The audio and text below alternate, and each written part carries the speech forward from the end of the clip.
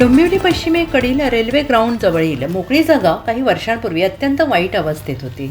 दारूच्या पार्ट्या, घाण जागा अशी ही जागा असताना दानशूर व्यक्ती म्हणून ओळख असलेले मनसेचे नगरसेवक प्रल्हाद म्हात्रे यांनी स्वखर्चाने अतिशय सुंदर जागा बनवली.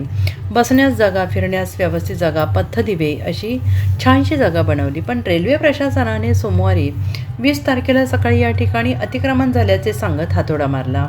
यावेळी मनसे नगरसेवक प्रल्हाद म्हात्रे यांनी रेल्वेच्या अधिकाऱ्यांना विनंती केली की नागरिकांसाठी ही सोय केलेली आहे.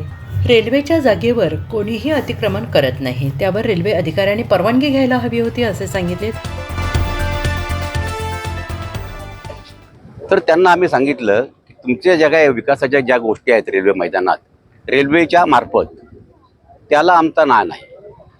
जेव्हा तुम्ही काय करू इच्छिता इथे तो बिंदास करा.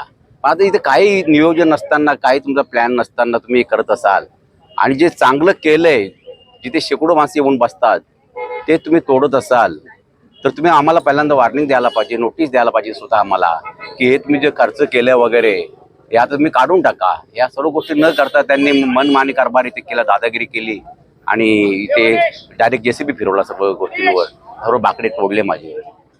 सर आता बघा, खासदार साहेबांशी मी संपर्क साधतोय, खासदार साहेबांशी बोलतो, त्यांना सांगितलं की मला 1 महिन्याचा अवधी द्या. खासदार साहेब तुमच्याशी चर्चा करतील आणि मग तुमच्या चर्चेमध्ये जो काही निष्कर्ष निघेल त्या सर्व गोष्टींना मी सामोरं जायला तयार आहे. पण हे सर्व जनहितासाठी आहे. इथे माझा वैयक्तिक रुपयासुद्धा फायदा नाही.